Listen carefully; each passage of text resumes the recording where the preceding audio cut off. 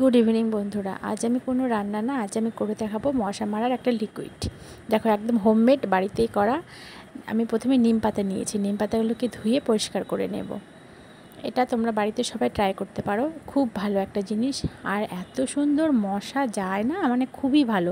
All out good night তো আজ কাজই করে না, কিন্তু এটা দিয়ে যে মশা যায় তোমরা একবার অন্তত হলেও করে দেখবে, তারপরে তোমরা বলবে যে সত্যি কি মিথ্যে।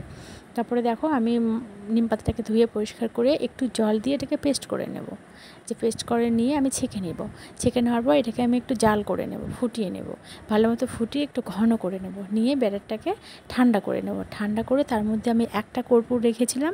এই একটা লিকুইডের মধ্যে, মানে একটা লিকুইড বক্সের ওই ইয়ের মধ্যে, ওই তেল যে আমরা শেষ হয়ে যায় মশা মারা, ওটার মধ্যে একটা এই কর্পূরের ছোটো ছোটো ইয়েগুলো পাওয়া যায় না, এগুলো দশকর্মা ভাণ্ডারে পাওয়া যায়। এই একটা গোটা দিলেই যথেষ্ট, বেশি লাগবে না।